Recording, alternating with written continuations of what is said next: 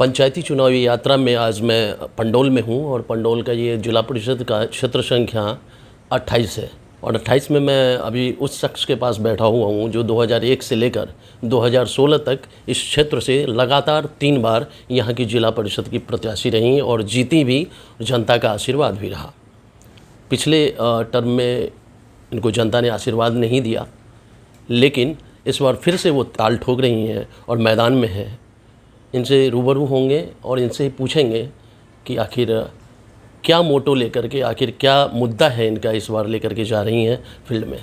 Madam, आपका बहुत बहुत धन्यवाद डब न्यूज़ में। पहला सवाल कि आप जो इस बार चुनावी मैदान में उतरी हैं, मुद्दा क्या रहेगा?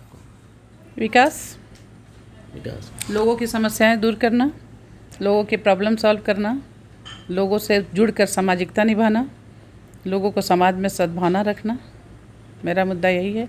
और लोगों विकास कार्य करना, लोगों की समस्याएं दूर करना, जो भी समस्याएं हैं लोगों के दूर करना।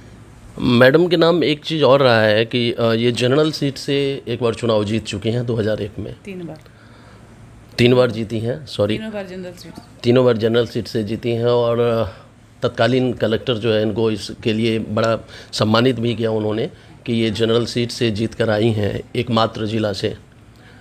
तो यहाँ 3 साल में आपने जो काम किया उसका थोड़ा सा संक्षिप्त विवरण दे दीजिए। काम में सबसे पहले जब मैं पहली बार जीती तब भवानीपुर मंदिर पर वहाँ गई थी, तो मैं वहाँ कुछ नहीं था, एक मंदिर था छोटा सा, वहाँ पर मैंने सबसे पहले घाट बनवाया। मुझे याद है मंदिर, मैं वहाँ बोल कर आई कि तो मैं यहाँ घाट बनवाऊँगी। तो वहाँ थोड़ा सा होता रहता था, वहाँ हिंदू मुस्लिम एक तरफ थे, दोनों तरफ, तो घाट की ज़रूरत थी। दोनों एक ही घाट पर होते तो थोड़ा विवाद, कभी कभी विवाद हो जाता था, इसलिए मैंने अलग से घाट बनवाया। मकरमपुर में एक ऐसा था उस वक्त में जहाँ पर बहुत दिन से वो नहीं बन रहा था, एक प्रोटेक्शन वाल की ज़रूरत थी। लोग 2 किलोमीटर 2.5 किलोमीटर घूम कर जाना पड़ता था उसको, मात्र 2 मिनट के रास्ता को बहुत दूर से घूम कर जाते थे लोग, उसको मैंने करवाया। मैंने हर जगह पूरे अपने कार्यकाल में, जब उस समय प्रधानमंत्री ग्राम सड़क योजना की बात कीजिएगा तो हम जिला परिषद के लोग ही उसको यहाँ से मतलब उसको हम लोग ही भेजते थे उसको, यहाँ से जिला परिषद से ही उसका अनुमोदन होता था। तो उसमें मैंने सीमा से लेके नरपत नगर होते हुए, मकरमपुर होते हुए, सागरपुर होते हुए भवानीपुर तक एक रोड बनवाया। एक रोड बनाया मैंने बिकमपुर बलिया से होते हुए दुर्गा मंदिर तक बनवाया। एक रोड नवादा से लेके फिर भवानीपुर तक जोड़े। इस तरह से फिर सागरपुर से उठा के पंडौल तक ले गए रोड। एक और रोड सागरपुर में दूसरी तरफ था, उस रोड को भी ले गए पंडौल तक उठा के। और भी बहुत काम करवाया। मार्केट कॉम्प्लेक्स बनवाया,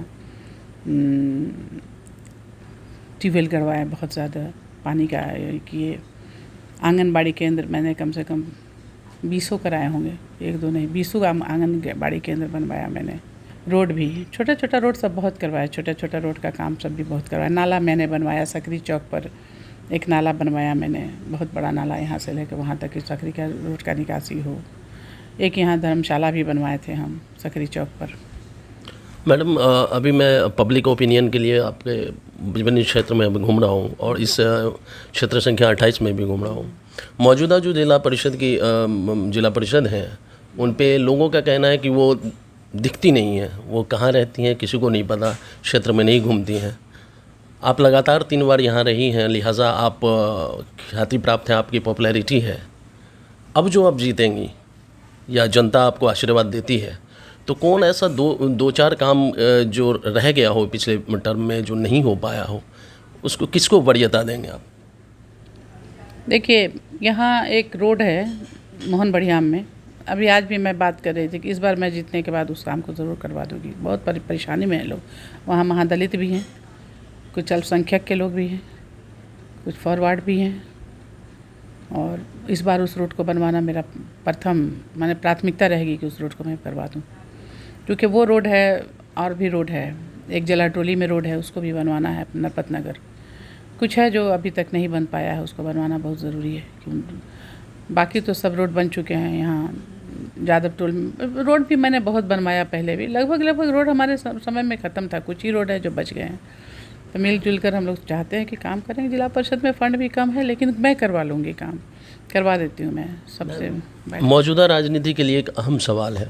अभी जो राजनीति चल रही है वो गंगा जमुनी तहजीब को तार तार करने वाली और उसको खंड खंड करने वाली राजनीति चल रही अच्छा, है। कोई ऐसे मौके पर या इस परिस्थिति में आप कैसे गंगा जमुनी तहजीब को फिर से एकजुट करेंगे कि नहीं हम सब एक हैं, इसको लेकर के थोड़ा सा आप। तो शुरू बार जब मैं चुनाव लड़ी थी, किसने एक ये निकाला था कि हज़ारों साल नरगिस अपनी बेनूरी पे रोती है, तब जाके होता है चमन में कोई दीदावर पैदा।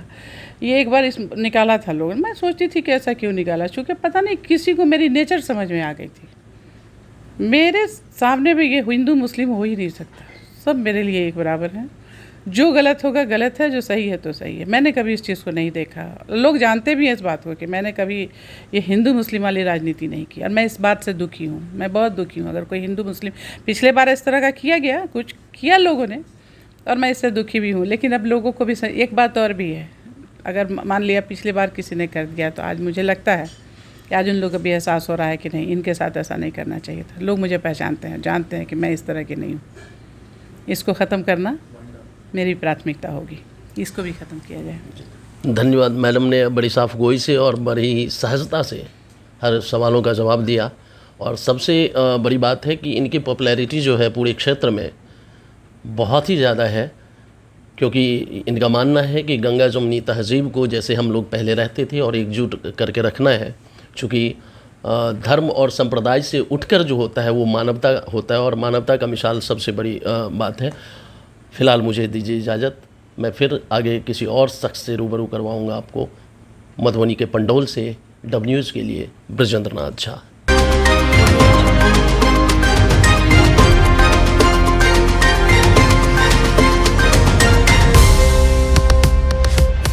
सब्सक्राइब करें हमारे YouTube चैनल को और बेल आइकन भी दबाएं ताकि हर वीडियो सबसे पहले आप देख पाएं।